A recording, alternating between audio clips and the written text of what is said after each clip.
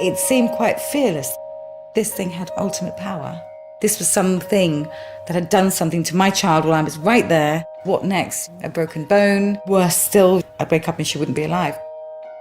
Do ghosts exist? It felt like it was circling, creeping deeper into our lives. If not, why do we see them? Now it's kind of got you by the throat and you think maybe there's something here. Then I was worried and I never went back to the house.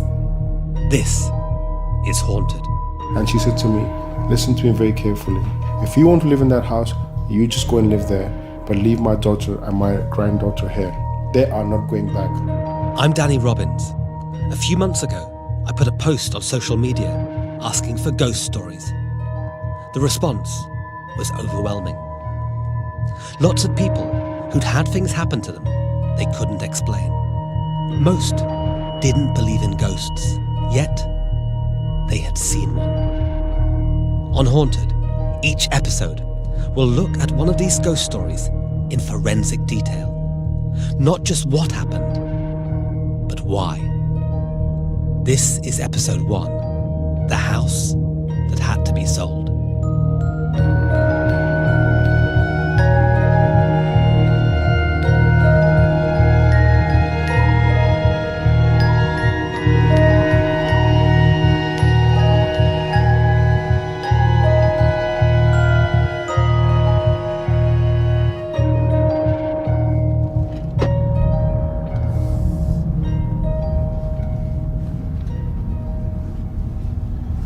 Taking the long way around because I can't remember the shortcut.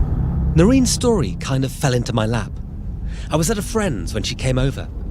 She heard I was looking for ghost stories, and she said, I have one. A ghost forced me to move out of my house. It's a real small town around here. Everybody knows each other, but... In December 2005, newlyweds Noreen and Fawad moved into their dream home in Ealing, one of the quieter, more suburban boroughs of London, where Noreen had enjoyed a happy childhood. When we moved over to number 19, it was a whole different vibe there. It wasn't as friendly, and it wasn't at all welcoming. It was just really strange. How many people have you told your story to? I think totally in the last 12 years, probably 6 or 7.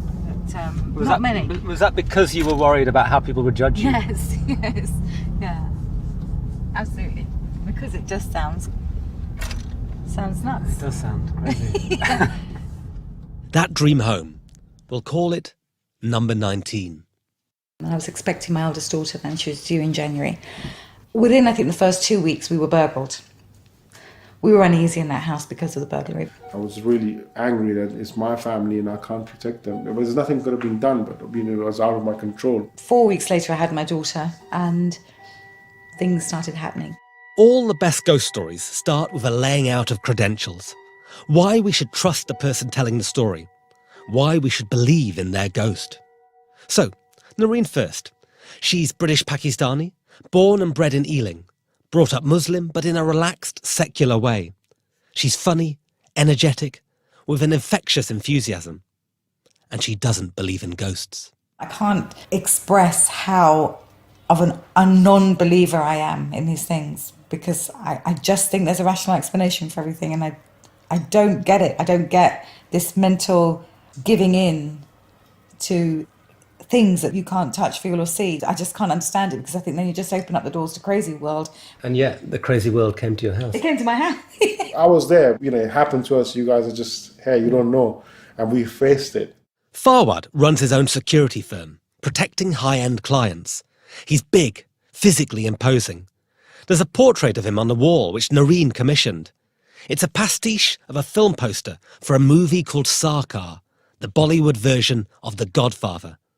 Fawad as the lead character, arms folded, looking tough.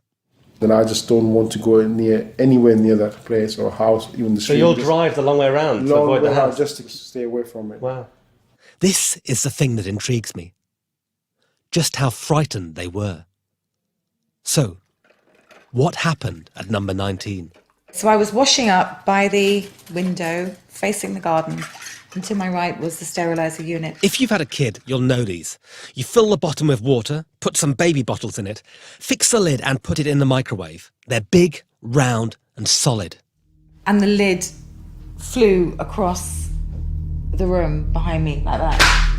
And it went that far, probably You've further. just look over there, and that's maybe 10 feet. And I remember taking off my gloves and walking to go and get it and thinking, what?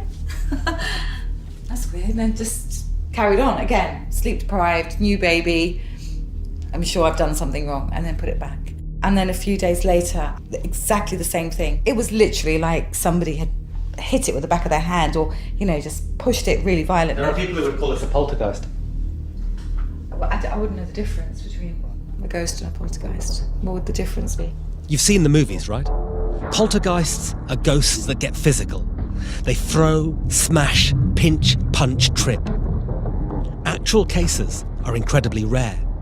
Or at least, reported cases. Would you admit you saw an object fly across a room? One evening I was working in the kitchen and my husband came out the front room and was talking to me up the stairs. He said something like, "Do you want a cup of tea?" or something simple. Then he said to me, "Can you hear me?" And I said, "I'm downstairs." And he said, "Well, I thought you were upstairs because your toothbrush is on." And it was a quiet house. The baby was sleeping. It wasn't very big. And my toothbrush sounds like an industrial motor, so you can hear it. He ran upstairs to go and have a look.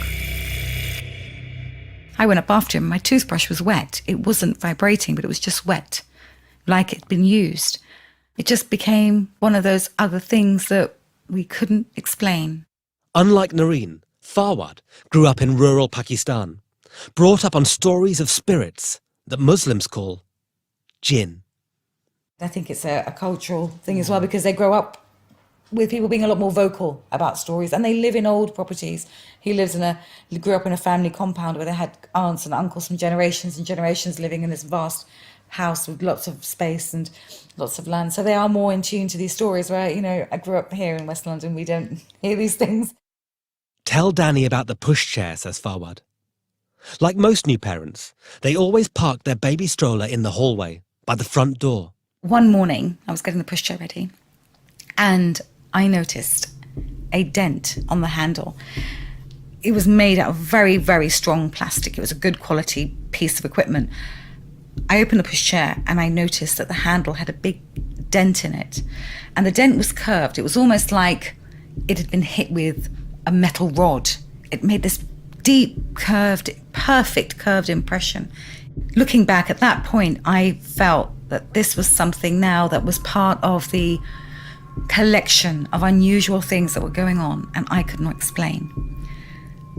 This is when I started thinking that something beyond my understanding was going on, and something I would say is supernatural, something that was supernatural, because the pushchair didn't leave the hallway because I didn't like the wheels in the house. There wasn't a radiator in the hallway. It would never have left that perfect dent. Until now, the strange events at number 19 had all been directed at objects, not people. But one day, that changed. It was around 11 o'clock. Fawad was in the garden with the baby and she was in the bouncer. I just heard him yelp and hold onto his head.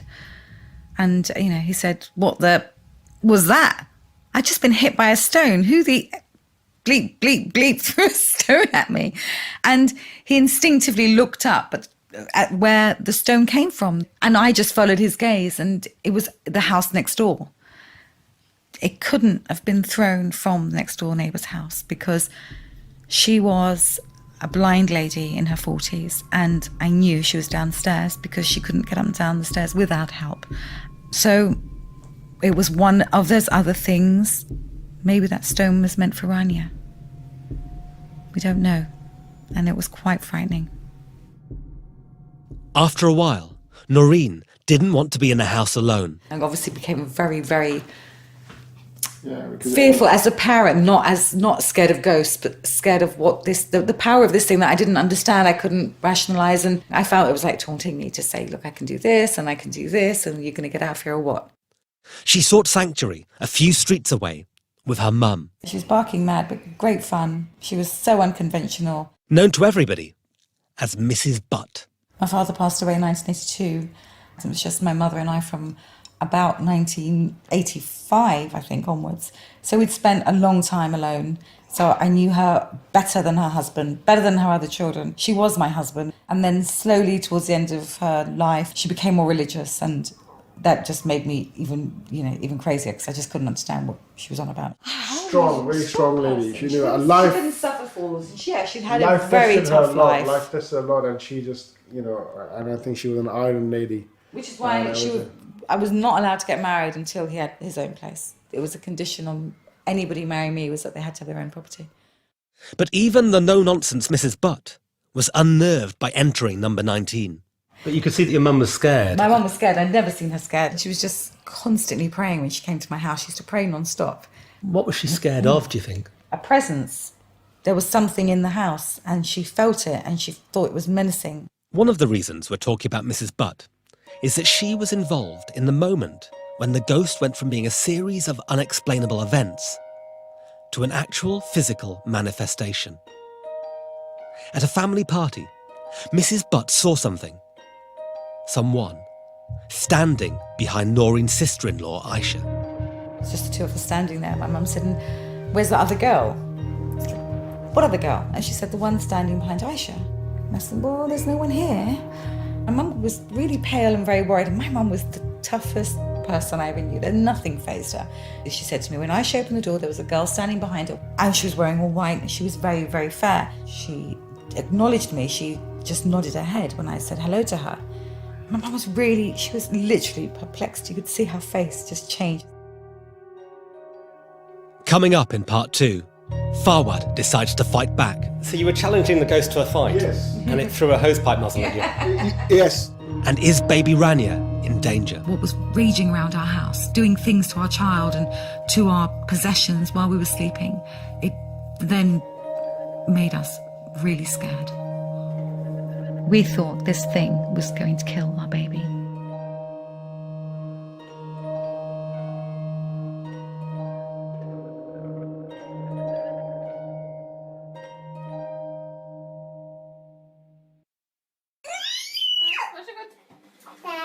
I need a knife and fork, please. Okay. These are my kids, Leo and Max. Becoming a parent is scary. You learn to live with fear every day. That they'll choke on a grape, fall down the stairs, drown in a bath, or just stop breathing. And sleep deprivation. It does terrible things to you. You make mistakes, forget stuff. I'm pretty sure it can make you hallucinate. But one thing it doesn't do is melt pushchair handles or throw stones. I'm fine. Baba, you on speaker? After Noreen's mum saw the white lady, Fawad's dad, Jawad, came to stay from Pakistan. Ask some questions about the haunted house. They didn't say much to him about the ghost. They didn't want to worry him. But after a few days, Fawad confessed to his dad he was worried their dream home was becoming a nightmare. And Jawad said, well, son, I didn't like to say anything, but... I was sleeping at night. All of a sudden, my eyes opened. I saw a girl. She was wearing a white dress, standing in front of me, and all of a sudden, she vanished. Can you describe the white lady, what she looked like? She was hardly 17, 18, and she was wearing a bright dress. It was not a dream. It was real. Do you think it was a ghost? It was a human being. It was a human being. I don't know what to make of the white lady. She's a big deal. This is Mrs. Butt and Jawad actually seeing a ghost. But she's also the only thing that didn't happen directly to Noreen and Fawad. Doors opening. I felt like I needed a different perspective. So I took a trip out to the University of Buckinghamshire, in the old market town of High Wycombe, set amongst rolling hills. It feels strange coming to a university to meet a man who studies ghosts. I've come here to meet an old acquaintance, Dr. Kieran O'Keefe. He's the head of psychology at the university. So it incorporates text from the dead, Text from the dead. emails from the dead, and telephone calls from the dead. What about Tinder from the dead? He's a modern-day ghost hunter, and, spoiler alert, he does not believe in ghosts. We listened to some of the interviews with Noreen and Fawad, and then Kieran wants to talk about something I haven't really given much time to, because it didn't seem connected to the haunting. It's something not paranormal, but normal.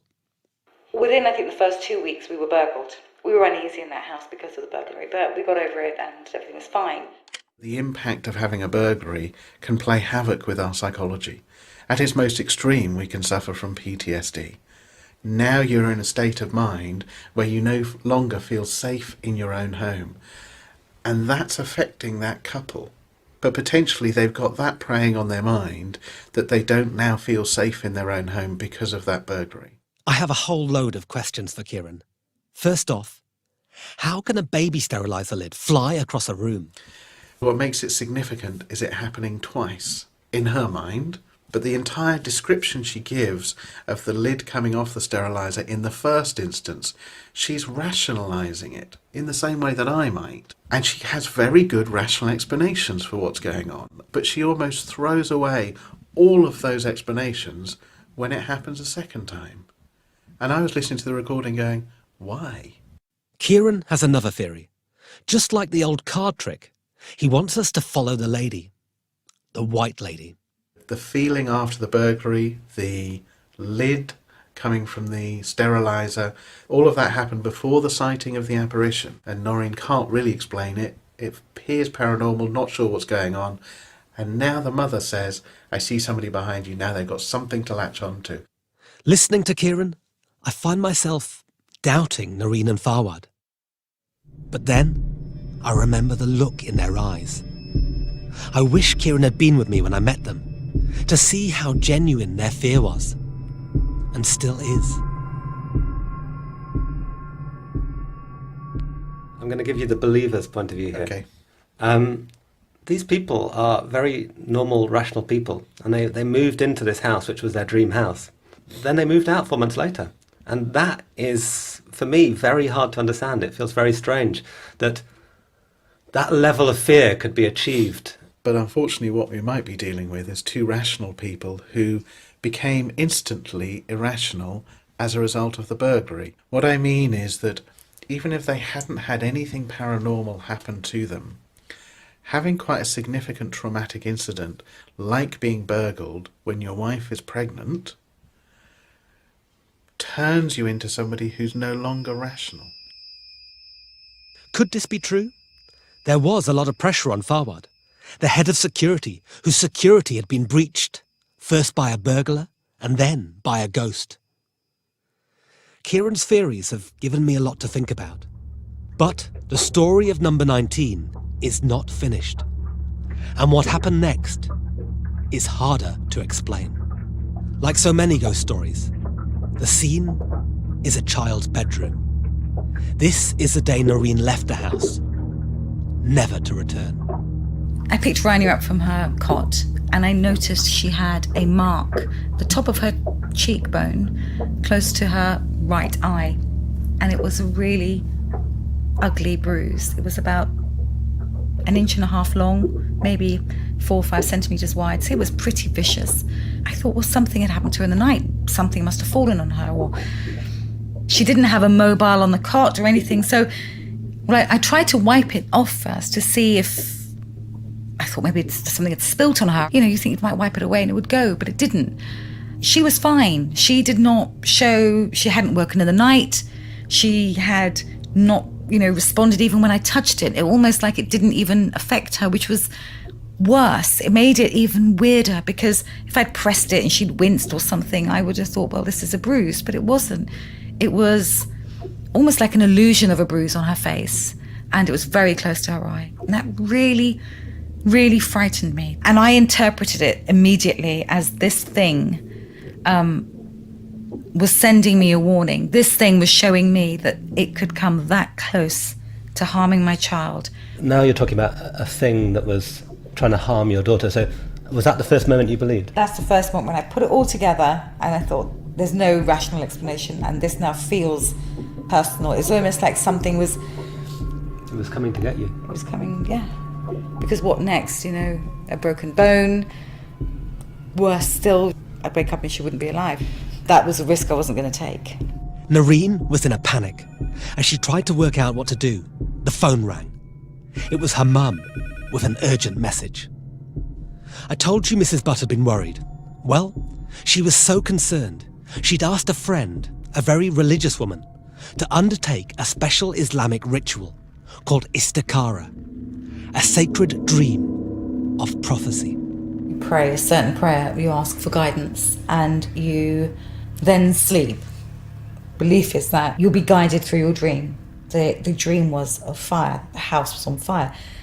And I remember Mum saying there was fire in the walls, that it was every part of the house was ablaze. It was in its foundation almost, and there was smoke and there was screaming, and that was enough to put the wind up me, especially coupled with the eye. Then I was worried, and I never went back to the house. Noreen packed her bags and headed to her mum's. Fawad came to see her after work. He tried to take her and Rania back to number 19, only to find Mrs. Butt blocking his way. And she said to me, listen to me very carefully. If you want to live in that house, you just go and live there, but leave my daughter and my granddaughter here. They are not going back.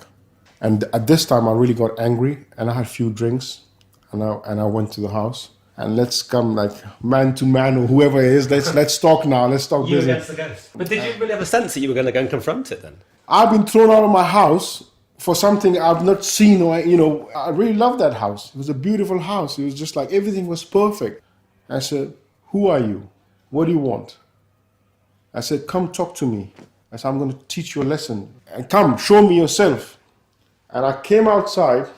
Again, I said, "Okay, come on now." Flying object came in and landed in my feet. And it was the hose pipe, what do you call it, the nozzle? That was it. If it had hit my head or anything, it would have done like some serious damage. So you were challenging the ghost to a fight? Yes. And it threw a hose pipe nozzle at you? Yes, that's what, look, I still don't want to believe it. And baby Rania? The following evening, when I looked at her, the bruise had completely vanished. And I call it a bruise. That's how I translated it. There was nothing, no other word I could give it. It didn't fade. It didn't change colour. It just disappeared. And it was like we had taken her out somewhere really evil and brought her somewhere where something good, something as powerful as that evil thing was able to undo and make it good again and make her complexion absolutely perfect. I knew there was no way I was ever going back to that house. There's something I want to ask Noreen about. A conversation we had that's been bugging me. Who was the first person to say out loud this thought that the house might be haunted? I think it was you. No, your mother said that to me. And then after that, I said, okay, fine. Because when the events were taking place and I said, there's something happening here. Her mother she would talk to me and she would tell me, you need to leave this house. And as I said, because I was thinking maybe the reason she's saying because she wants us to move back with her to 5A. And that's why she's just saying these things. But then she stopped coming to our house. Finally, we're on our way to number 19. I just want to play devil's advocate and give you the skeptic's point of view. Mm-hmm. They might say your mum was lonely when you left her and she worked on Fawad to get him to believe that there was something wrong with the new house, and then slowly he worked on you to make you believe it. What would you say to that? I think my mum was not the type to be so Machiavellian? Yeah, I don't think she wouldn't have the patience. She would have said to me, just come home, and that would have been it. She would have been direct about it. I don't know if I was suggesting that she was doing it consciously. I think no, a subconscious thing that she had this great sense of loss when you moved out. And so that new house was never going to feel good to her because it wasn't you living with her. I don't think so, only because when we left this house and we were going to buy another house, the last option was to buy her house. But she came with us to see loads of properties, and she was all enthusiastic about it, and she was all about the energy in the place. So I think, yes, she felt lost, but I think she felt very confident that we were always going to be close and we would always see her. When we get to number 19, it's strange. I'm not sure what I was expecting, but of course, it's just a house, bricks and mortar.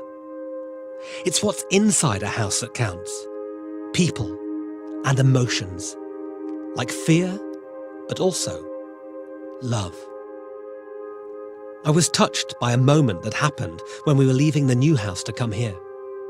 Fawad said something to Noreen. Yeah, he asked me to say a prayer before, when we drive down the street, when I get close to the house, at some point, say a prayer. He said that as we were leaving? As we were leaving, yeah. Joking or serious? Serious. Fawad was looking out for Noreen. He's the godfather.